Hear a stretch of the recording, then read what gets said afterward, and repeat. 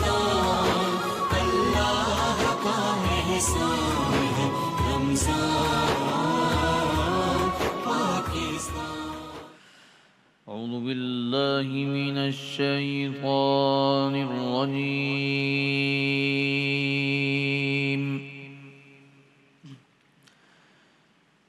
بسم اللہ الرحمن الرحیم.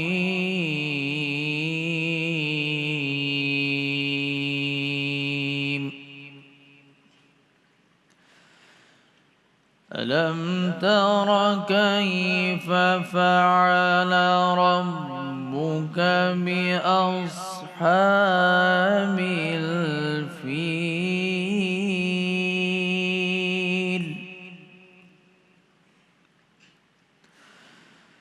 ألم يجعل كيدهم في تضليل وأرسل عليهم طيرا أبابيل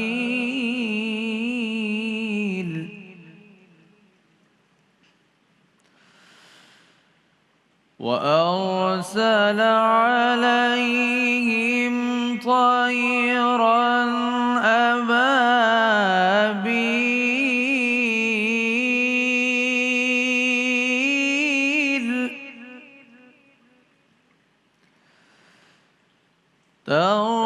ترميهم بحجارة من سجيل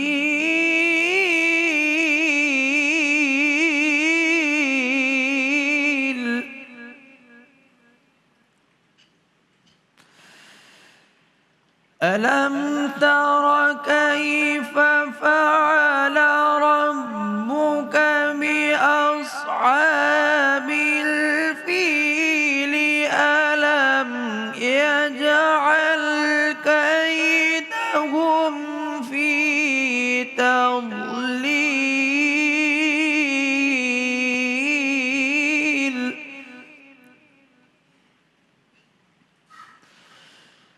وأرسل عليهم طيرا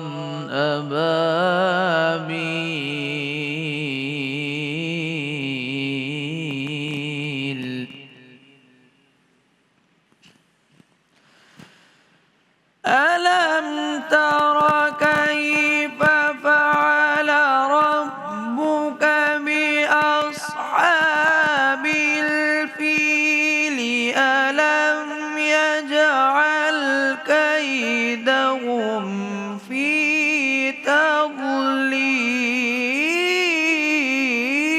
تضليل وأرسل عليهم طيرا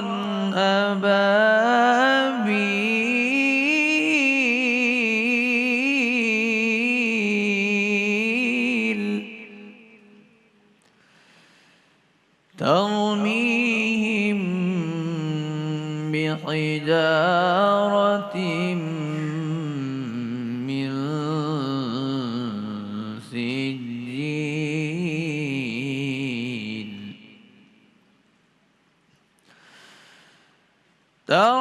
ترميهم بحجارة من سجيل فجعلهم كعصف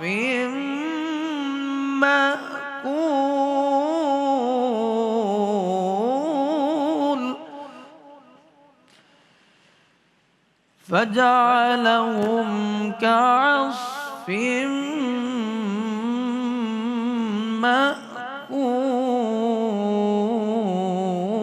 مأكول. صدق اللہ العظیم. ماشاء اللہ سبحان اللہ. ملک ممتاز قاری جناب قاری اسامہ رحمانی صاحب سورہ فیل کی تلاوت سے ہمارے قلوب کو منور فرما رہے تھے. پناہ مانگتا ہوں میں اللہ کی شیطان مردود کے شر سے اللہ کے نام سے شروع جو بڑا مہربان نہایت رحم فرمانے والا ہے۔ کیا تم نے نہیں دیکھا کہ تمہارے رب نے ہاتھی والوں کے ساتھ کیا کیا؟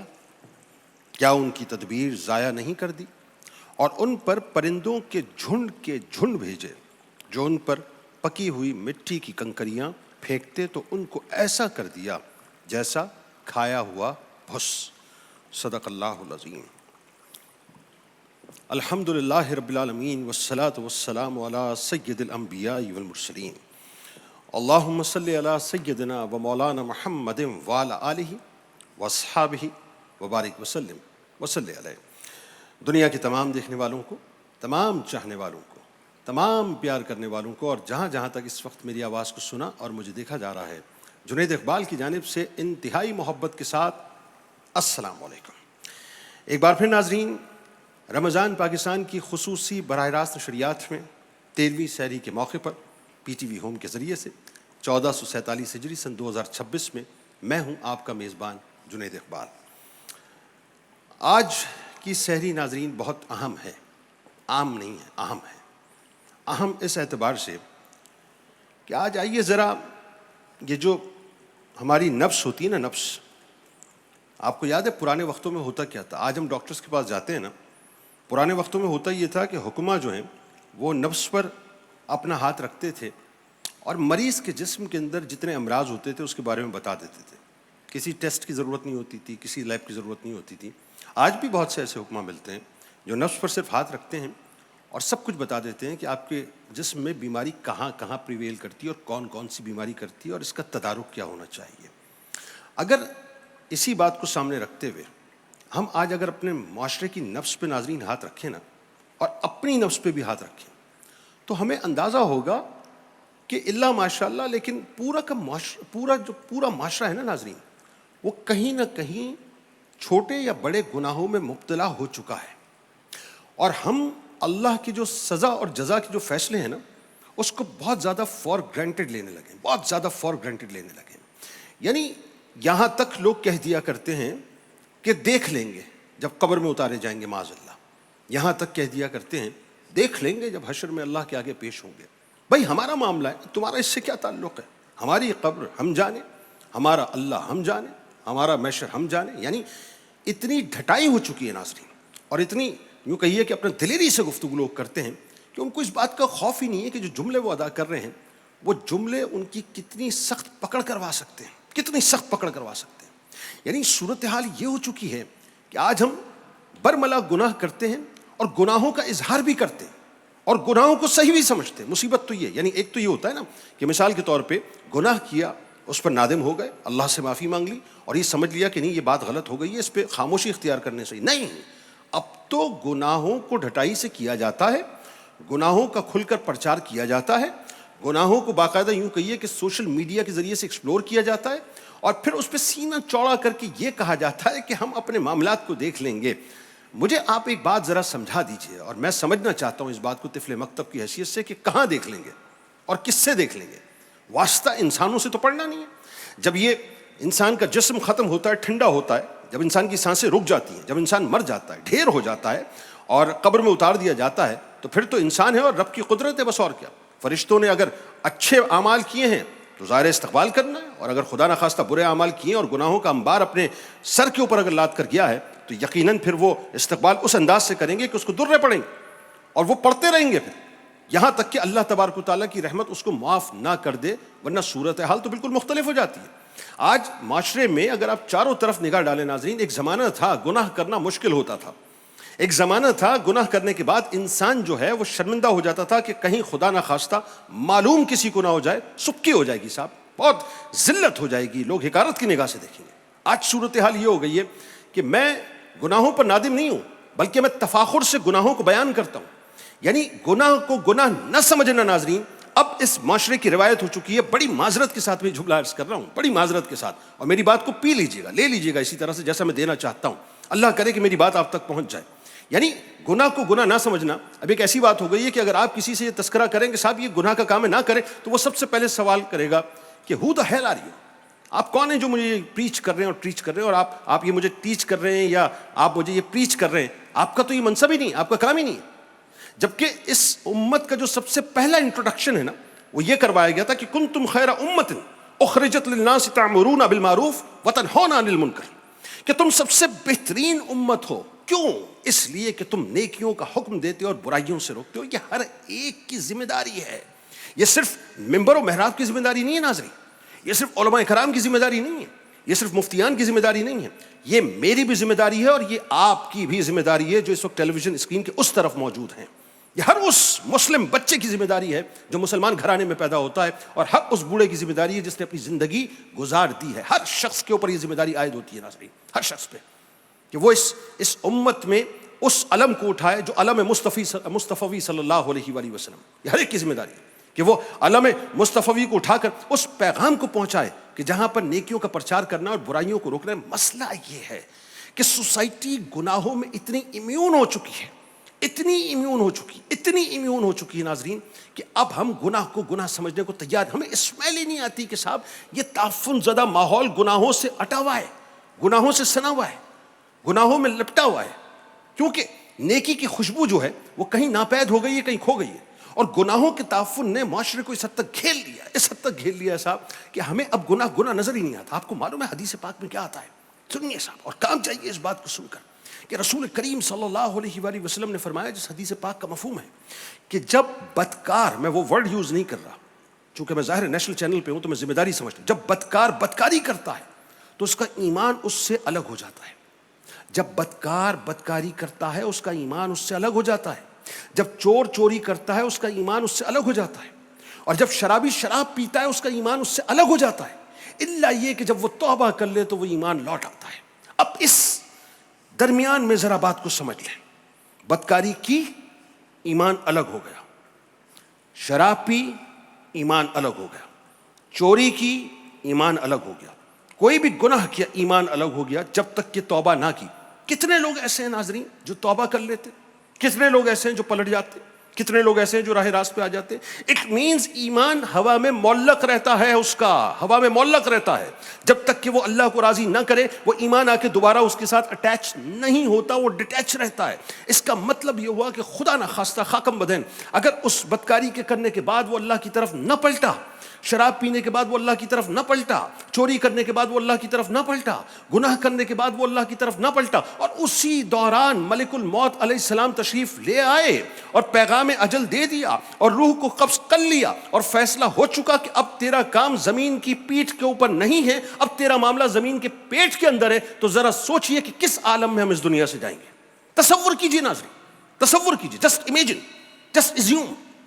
ہم سب کو جانا ہے، ہم سب الحمدللہ مسلمان ہیں، ہم سب کی جواب دہی ہونی ہے، ہم سب کی اکاؤنٹیبلٹی ہونی ہے، ہم سب اللہ تبارک و تعالیٰ کی بارگاہ میں اکاؤنٹیبل ہیں صاحب، اکاؤنٹیبل ہیں. ہم میں سے کوئی بھی ایسا نہیں ہے جو اللہ کی بارگاہ سے باہر جا سکے. ہم کچھ بھی کر لیں، ہمیں اللہ ہی کی ویسینٹی میں رہنا ہے، اللہ ہی کی جورسڈکشن میں رہنا ہے. یہ پوری کائنات اور اس سے آگے جتنا کچھ ہے سب اس کی جورسڈکشن ہے، ہم باہر نہیں جا سکتے صاحب. ہمیں موجود ہونا ہے اللہ کی بارگاہ میں. لہٰذا یہ سوچئے کہ جس وقت ہم نشے کرتے ہیں، غلط کام کرتے ہیں، رشوتیں لیتے ہیں، چوری ڈکیتی کرتے ہیں، بدکاریاں کرتے ہیں، اس سے آگے کی بات میں کروں، سوشل میڈیا کے اوپر یہ جو غیبت چغلی کے بازار کو ہم گرم کیے ہوئے ہیں. اب سوچئے ذرا کہ ہم کیا کر رہے ہیں، اور کیا ہم توبہ کرتے ہیں، پلٹتے ہیں؟ ہم نہیں پلٹتے صاحب. نتیجہ یہ نکلتا ہے کہ ایمان ہمارا معلق رہتا ہے. اب یہ اللہ اس کے رسول ہی بہتر جانے کہ وہ کس کو کس وقت ایمان لوٹا دیتے ہیں. میں تو حدیث پاک کی روشنی میں آپ سے بات کر رہا ہوں. الیکٹرانک غیبت خانے بنا دیے ہم نے، الیکٹرانک چغلی خانے بنا دیے ہم نے، الیکٹرانک بغض خانے بنا دیے ہم نے، الیکٹرانک جھوٹ خانے بنا دیے ہم نے، الیکٹرانک یوں کہیے کہ فحشی پر مبنی فحش خانے بنا دیے ہم نے. عالم یہ ہو چکا ہے کہ ہم اللہ معاف کرے ایسا لگتا ہے کہ جیسے ڈیجیٹل غیبت خانے، ڈیجیٹل چغلی خانے، ڈیجیٹل جھوٹ خانے، ڈیجیٹل بہتان خانوں کو ہم باقاعدہ کھولتے ہیں. کوئی ایک پوسٹ لگاتے ہیں اور سیاسی لیڈرز، کبھی سیاسی لیڈرز پہ بات کر رہے ہوتے ہیں، کبھی ہم جو ہے دیگر لیڈرز پہ بات کر رہے ہوتے ہیں، کبھی ہم شوبز کی شخصیات پہ بات کر رہے ہوتے ہیں، کبھی ہم آپس میں ایک دوسرے پہ بات کر رہے ہوتے ہیں، کبھی ہم لوگوں کے گھروں پہ بات کر رہے ہوتے ہیں، کبھی ان کی زندگیوں میں جھانک رہے ہوتے ہیں، کبھی ان کی پرائیویٹ لائف میں جھانک رہے ہوتے ہیں. اور ہر شخص اپنا دینی فریضہ سمجھ کر اس ڈیجیٹل غیبت خانے میں، اس ڈیجیٹل چغلی خانے میں، اس ڈیجیٹل جھوٹ خانے میں، اس ڈیجیٹل بہتان خانے کے اندر داخل ہوتا ہے اور اپنی انگلیوں کے پوروں سے ان تمام گناہوں کو کرتا ہے، اور کرنے کے بعد سائن آف کر کے بہت تفاخر کے ساتھ پلٹتا ہے کہ آج میں نے بہت بڑا مارکا سر کر لیا ہے۔ آپ سوچئے جناب، سوچئے ذرا اس بارے میں کہ کس طرح کے ہم گناہ کر رہے ہیں۔ پہلے تو ہم زبان سے کرتے تھے نا، اب تو ہماری انگلیوں کی پور کرتی ہیں یہ کام، اور ہم ریکارڈ پہ ایک ایک چیز ڈال رہے ہیں، اپنے خلاف ایف آئی آر ہم داخل کروا رہے ہیں۔ ہوتا ہے نا، کوئی کام ہوتا ہے علاقے کے اندر، کوئی چوری ہو جائے، کوئی غلط کام ہو جائے، تو ایف آئی آر لانچ کرنے کے لیے ایس ایچ او کے پاس جاتے ہیں نا۔ ہم تو اپنے خلاف خود ایف آئی آر کروا رہے ہیں، پرچے پہ پرچے کٹوا رہے ہیں، روز کٹوا رہے ہیں، صبح شام کٹوا رہے ہیں۔ جب موبائل فون کھولتے ہیں تو ایک پرچہ ہمارے خلاف ہم خود کٹوا کر وہاں نکلتے ہیں، کوئی نہ کوئی کامنٹ کی صورت میں، کسی نہ کسی بات کی صورت میں، کسی کے ہنسی ٹھٹے کی صورت میں۔ ایون میں نے یہاں تک دیکھا معاذ اللہ ثم معاذ اللہ کہ کسی کی اگر کوئی پرائیویٹ ویڈیو لیک ہو جائے تو لوگ پوسٹ میں آ کے یہ کہتے ہیں کہ کسی کو اگر اس کے کلپس چاہیے تو مجھ سے لے لے، استغفر اللہ من ذالک، استغفر اللہ من ذالک۔ یعنی اس نیچ پہ آ کے ہم چلے گئے، اور لوگ پھر اس کو باقاعدہ ٹیکسٹ کر رہے ہوتے ہیں کہ مجھے چاہیے، مجھے چاہیے۔ یعنی نفسانی خواہشات کا ہم اس حد تک اسیر ہو چکے ہیں۔ اب سوچیے تو صحیح کہ ہم اپنے خلاف کر کیا رہے ہیں۔ گناہوں کا انبار لگا کے رکھ دیا ہم نے، گناہوں کا انبار لگا کے رکھ دیا ہے۔ یہ جو گناہ انسان کرتا ہے نا، ذہن میں رکھیے گا، اللہ تبارک و تعالیٰ جب انسان گناہ کرتا ہے تو اس کے یہ جو دل ہے نا، دل اس دل کے اوپر ایک سیاہ نقطہ بنا دیتا ہے، قدرت ایک نقطہ بنا دیتی ہے۔ جب تک کہ وہ استغفار نہیں کرتا، اس دل کو وہ صاف نہیں کرتا، اور اگر وہ گناہ پہ گناہ کرتا چلا جاتا ہے، اللہ تبارک و تعالیٰ اس نقطے کو بڑا کرتا رہتا ہے، بڑا کرتا رہتا ہے، بڑا کرتا رہتا ہے، یہاں تک کہ اس کا قلب مکمل طور پہ سیاہ ہو جاتا ہے، کالا ہو جاتا ہے، پھٹ ہو جاتا ہے بالکل۔ اب سوچیے، یہ ہمارا عالم ہو چکا ہے، اور ہم اللہ سے نہیں ڈر رہے۔ ہمیں موت کا خوف نہیں، ہمیں قبر کا خوف نہیں، ہمیں حشر کا خوف نہیں، ہم اللہ کے آگے کل کیا جواب دیں گے ہمیں اس بات کا خوف نہیں۔ اتنے بڑے بڑے پرچے ہمارے خلاف، اتنی بڑی بڑی ایف آئی آرز کٹی ہوئی ہیں صاحب، اتنی بڑی بڑی ایف آئی آرز۔ یہ آنکھیں کیا دیکھ رہی ہیں ہمیں معلوم ہی نہیں۔ یعنی ماں باپ یہ سمجھ رہے ہیں کہ بچہ اسٹڈی کر رہا ہے، ماں باپ کو خود نہیں پتا، کیونکہ ماں باپ خود جو ہیں وہ کمرہ بند کر کے وائی فائی کو آن کر کے پتہ نہیں کس دنیا کے اندر مگن ہوئے ہیں، اور بچہ کمرہ بند کر کے اپنے لیپ ٹاپ پر، اپنے کمپیوٹر پر، اپنے موبائل کے اوپر کیا دیکھ رہا ہے۔ کبھی آپ نے سوچا ہے نتیجہ کیا نکلتا ہے؟ نتیجہ یہ نکلتا ہے کہ ایک وقت میں اچانک ایک نیوز آتی ہے کہ کسی کی بیٹی کی برہنہ ویڈیوز لیک ہو گئیں، روم کے اندر کے معاملات لیک ہو گئے، اس کا کسی کے ساتھ افیئر ہو گیا، وہ بھاگ گئی، وہ امیون ہو گیا ہے معاذ اللہ فوش ویڈیوز کا، وہ گیمز کا امیون ہو گیا ہے۔ اور پھر اس کے بعد اس نے کیا یہ کہ ان جتنے بھی وہ ایڈونچرس گیمز تھے اس کو دیکھ دیکھ کے اس نے اپنی زندگی میں ایڈونچر پیدا کیا، کہیں ڈکیتی کرنے چلا گیا، کہیں چوری کرنے چلا گیا۔ بڑے ڈیجیٹلائز قسم کے گناہ آج ہم کر رہے ہیں، بڑے ڈیجیٹلائز قسم کے، اور ہمیں اس پر افسوس بھی نہیں ہے۔ مصیبت تو سب سے بڑی یہ ہے کہ ہمیں اس پہ خوف بھی نہیں ہے اللہ کا، ہم یہ بھی نہیں سمجھ رہے کہ ہم اللہ کے آگے جواب دیں۔ میں کیا کیا تذکرہ کروں آپ سے، کیا کیا تذکرہ کروں؟ یقین مانیے مجھے خوف آتا ہے، میں آپ کو سچ بتا رہا ہوں ناظرین، بہت خوف آتا ہے مجھے، کیونکہ اس دنیا سے تو ہم نے چلے جانا ہے، الٹیمیٹ چلے جانا ہے، لیکن یہ جو گناہوں کی پٹلیاں ہم نے اپنے اوپر لادنا شروع کی ہے نا، اس کے اندر اتنا مواد ہم نے بھر دیا، اتنا مواد بھر دیا، میں سمجھ نہیں پاتا کہ ہم اس بیگیج کو لے کر چلیں گے کیسے، اور اللہ کی بارگاہ میں کیسے حاضر ہوں گے۔ یاد رکھیے ایک بات، یاد رکھیے، آخری بات عرض کر رہا ہوں، بات کو ختم کر رہا ہوں۔ میں نے پہلے بھی کہیں یہ مثال دی تھی، اور میں سمجھتا ہوں کہ بڑی اپروپریٹ مثال ہے یہ، اور یہ بار بار دینی چاہیے۔ جس طرح سے یہ کیمرہ مجھے دیکھ رہا ہے نا، اور جس طرح سے کیمرہ مجھے دکھا رہا ہے آپ کو، ٹھیک ہے، میری ایک ایک ادا کو یہ کیمرہ کیپچر کر رہا ہے، یہ سارے کیمرے اس وقت میرے سامنے لگے ہوئے ہیں، جو سب مجھے دیکھ رہے ہیں، سب مجھے ریکارڈ کر رہے ہیں، ٹھیک ہے نا، کلیئر۔ فرض کیجئے ایک روم ہے، اس روم میں ایک کیمرہ لگا ہوا ہے، ہڈن کیمرہ لگا ہوا ہے۔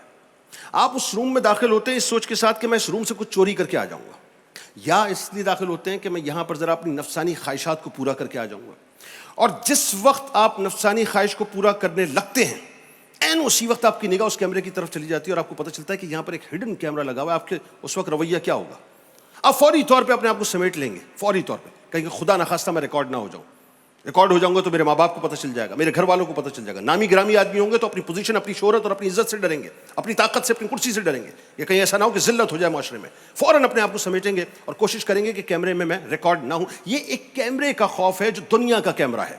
ارے صاحب، قدرت کا کیمرہ ہر وقت آپ کو دیکھ رہا ہے، ہر وقت، آپ 24 گھنٹے راؤنڈ دا کلاک آپ کو دیکھ رہا ہے، ہر پل دیکھ رہا ہے، ہر پل ریکارڈ کر رہا ہے، ہر پل ریکارڈ، آپ کی ایک ایک موو کو، وہ موو جو آپ نے کی، وہ موو جو آپ نے نہیں کی، جو موو آپ کرنا چاہتے تھے اور آپ نہ کر سکے، یا جس کو آپ نے پلان کیا تھا، جس کو آپ نے چھوڑ دیا، قدرت کے پاس ایک ایک بات کا ریکارڈ ہے، ایک ایک بات کا ریکارڈ ہے. آپ کسی کمرے میں چھپ سکتے ہیں, اس کو لاک کر کے کچھ کر سکتے ہیں. یاد رکھیے گا دنیاوی کیمرہ وہاں پہ موجود نہیں ہے, لیکن قدرت کا کیمرہ ہر وقت آپ کو دیکھ بھی رہا ہے اور ریکارڈ بھی کر رہا ہے. اور یہ ریکارڈ ایسا مینٹین ہو رہا ہے کہ کل بروز محشر معاذ اللہ ثم معاذ اللہ جب پیش ہوگا, ہم اللہ کی بارگاہ میں کھڑے نہیں ہو پائیں گے. اللہ تعالیٰ ہمیں عقل سلیم عطا کرے کہ ہم اپنے آپ کو گناہوں سے بچا لیں, ورنہ جو احتساب ہونا ہے بہت شدید ہے ناظرین, بہت شدید ہے. آغاز کرتے ہیں قصیدہ بردہ شریف سے. ہمارے ساتھ جو شخصیات موجود ہیں کسی تعارف کے محتاج نہیں. پہلی شخصیت ممتاز ثنا خان محترم جناب حافظ مظہر اشرفی صاحب, اور دوسری شخصیت ممتاز ثنا خان محترمہ سیدہ کوثر علی صاحب. تشریف لائیے اور آئیے 13ویں سحری کا آغاز کیجیے.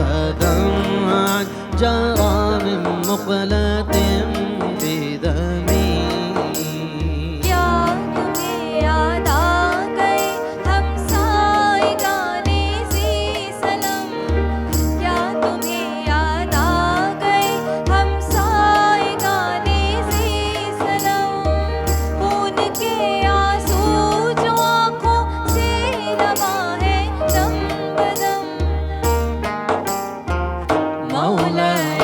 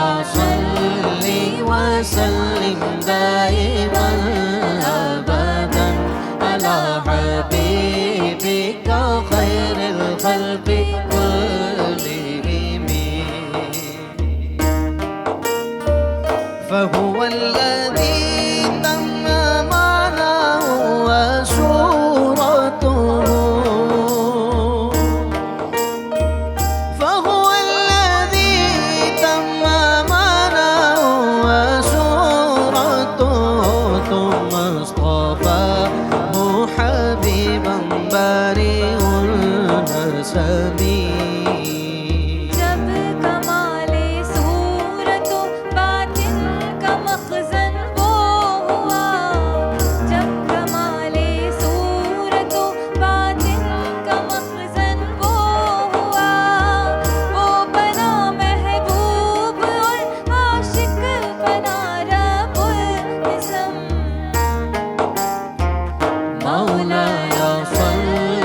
وسلم دائما